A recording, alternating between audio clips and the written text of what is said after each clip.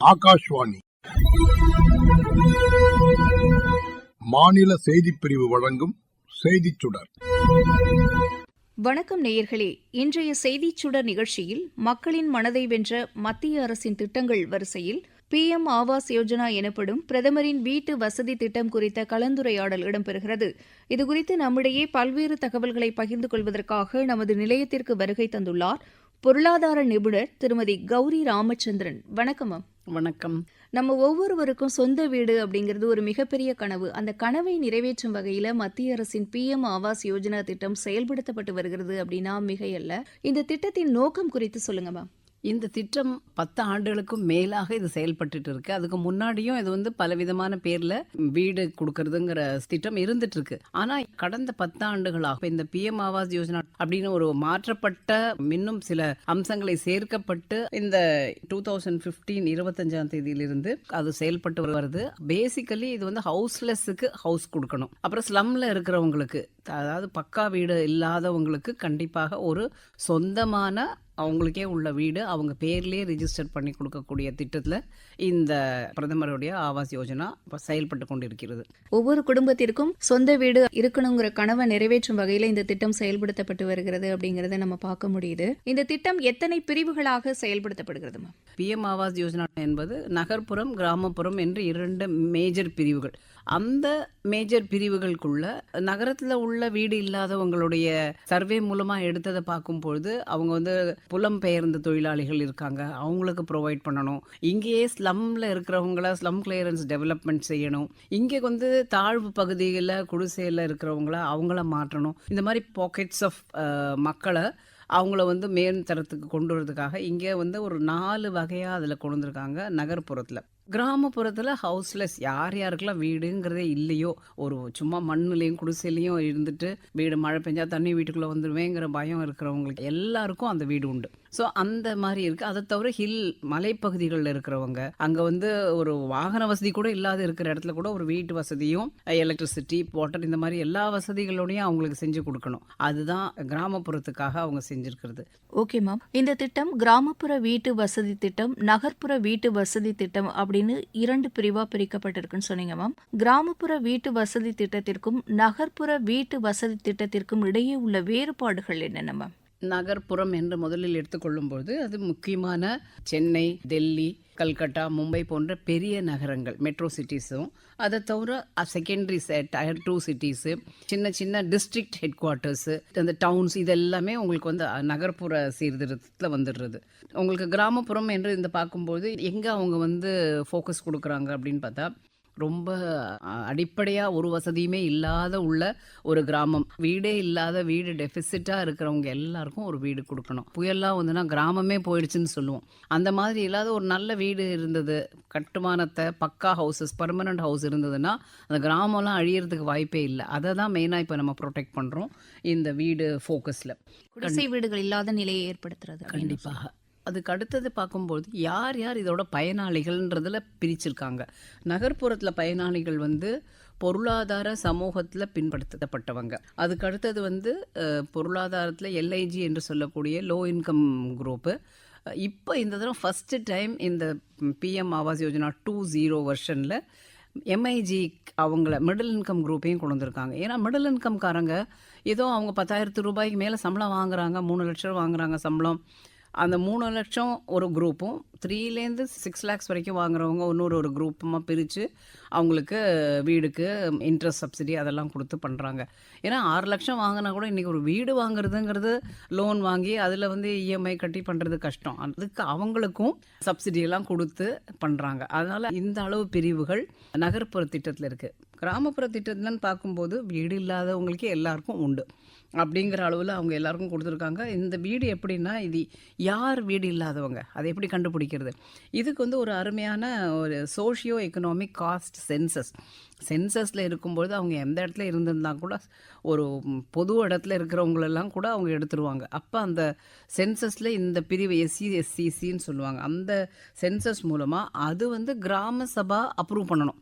இவங்கெல்லாம் தான் இந்த சென்சஸ் பிரகாரம் நம்ம கிராமத்தில் உள்ள மக்கள் வீடு இல்லாதவங்கன்னு அந்த சர்டிஃபிகேஷன் பேசிஸில் கிராமப்புறத்தில் உள்ள அனைவருக்கும் கொடுக்கப்படும். அடுத்தது இதில் இன்னொன்று பார்க்கணுன்னா, இங்கே நகர்ப்புறத்தில் ஒரு கிரெடிட் லிங்க்டு சப்சிடி ஸ்கீமாக கொடுக்குறாங்க, இன்ட்ரெஸ்ட் சப்சிடி கொடுக்குறாங்க. அதுக்கு அடுத்தது ஒரு ஸ்லம் கிளியரன்ஸ் பண்ணும்போது பார்ட்னர்ஷிப் பேசிஸில் செய்கிறதுக்கு. ஸோ இதில் வந்து ஒரு 4 பெரிய பிரிவுகளாக பிரித்து கொடுக்குறாங்க. ஒன்று வந்து பெனிஃபிஷரி லெட் ஸ்கீமு. யார் இப்போ இண்டிவிஜுவலாக நீங்கள் வந்து ஒரு 6 லட்சம் லோன் வருமானத்தில் இருக்கீங்க, மிடில் இன்கம் குரூப்பு, உங்களுக்கு இன்ட்ரெஸ்ட் வேணும்னா இந்த வீட்டு இதில் போயிட்டு அதுக்கு என்ன இன்ட்ரெஸ்ட், அப்படி ஒரு குரூப்பு. அடுத்தது 6 லட்சத்துக்கு கீழே உள்ள 3 லட்சத்துக்கு அதுக்கு ஒரு குரூப். இதுலேயே பிரிவுகள் இருக்கிறது. அதாவது யூனியன் டெரிட்டரிஸில் உள்ளவங்க, Jammu and Kashmir, north east மாதிரி இன்னும் வளர்ச்சி பெற்றுக்கொண்டு இருக்கிற மாநிலங்கள், அவங்களுக்கு ஒரு தனி விதமாக, மற்ற ஸ்டேட்ஸுக்கு இது வந்து இந்த மாதிரி ஒரு பிரிவு எடுத்து பண்ணுறாங்க. இதில் நகர்ப்புறத்தில். கிராமப்புறத்தை பொறுத்த வரைக்கும் அவங்க ஒரு பைசாவும் தர வேண்டாம், எல்லாமே மொத்தமே கவர்மெண்ட் தான் அந்த எடுத்துக்கிறாங்க. டைரக்ட் பெனிஃபிட் ஸ்கீமில் வீடு கட்டுறதுக்கு தேவையானது எல்லாமே அவங்களோட டைரக்ட் பெனிஃபிட் ஸ்கீமில் அவங்களுக்கு போகும். ஒரே தவணையில் கொடுத்துருவாங்களா மேம்? எவ்வளோ தொகை கொடுக்குறோம்? அது தவணை அப்படின்ற சொல்கிறத விட அவங்க என்ன பண்ணுறாங்கன்னா, ஒரு பர்மனன்ட் ஹவுசஸுக்கு அவங்க ஒரு 250 சதுரடி கணக்கு வச்சுருக்காங்க.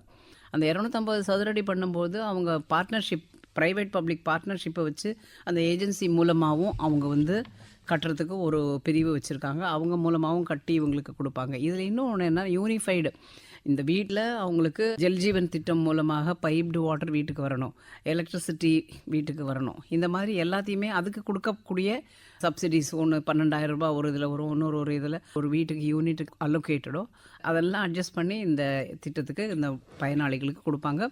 இதில் கிராமப்புற மக்கள் எதுவுமே கொடுக்க வேண்டாம், எக்ஸப்ட் அதில் 10,000 ரூபாய்க்கு கீழே அவங்களுக்கு இன்கம் இருக்கணும். கண்டிப்பாக இது ஹவுசிங் நீட்ஸ் தேவைகளை பூர்த்தி செய்வதற்கு நகர்ப்புறம் கிராமப்புறத்தை ரொம்ப அழகாக ஆய்வு செய்து பயனாளிகளுக்கு கரெக்டாக செல்கிற மாதிரி செஞ்சுருக்காங்க. Okay ma'am. பிரதமரின் நகர்ப்புற வீட்டு வசதி திட்டம் குறித்து கொஞ்சம் விளக்கமாக சொல்லுங்கள் மேம். ஏன்னா அதில் வந்து ஒரு இடத்துல வீடு கட்டும் போதோ இல்லை கட்டிய ஒரு வீடை வாங்கும் போதோ அதில் இந்த நிதி உதவி எப்படி வழங்கப்படுகிறது, மானியமாக வழங்கப்படுகிறதா, இது குறித்து சொல்லுங்கள் மேம்.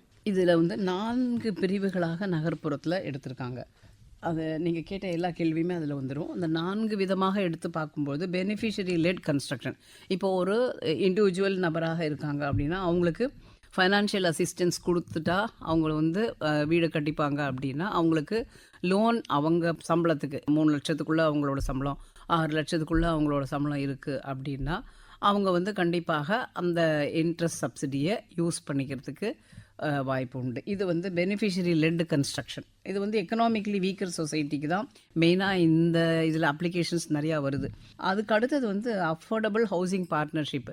ஒரு பெரிய காலனியே கட்டி கொடுத்துட்டு போகிறோம் அப்படின்னு சொல்லும்போது அந்த ஸ்லம் கிளியரன்ஸை டெவலப் பண்ணுறதுக்கு ப்ரைவேட் பப்ளிக் பார்ட்னர்ஷிப்பில் ஸ்டேட் கவர்மெண்ட், சென்ட்ரல் கவர்மெண்ட் 60-40 எடுத்துகிட்டு அதை செய்கிறாங்க.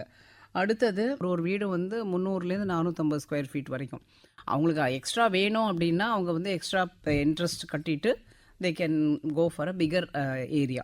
அது ஒரு எடிஷன் கொடுத்துருக்காங்க, தேவைன்னா செஞ்சுக்கலாம். ஏன்னா சில பேரில் வயதான முதியவர்கள் இருப்பாங்க, படிக்கிற பிள்ளைங்கள் இருப்பாங்க. அவங்க எல்லாரும் ஒரே இடத்துக்குள்ளே இந்த 300 சதுரில் இருக்கிறது கஷ்டம்னா அவங்க இன்னொரு கொஞ்சம் பெரிய இடம் எதிர்பார்த்தா அதுக்கு எக்ஸ்ட்ரா பணம் கட்டிட்டு பண்ண முடியக்கூடிய வசதியும் செஞ்சு கொடுத்துருக்காங்க.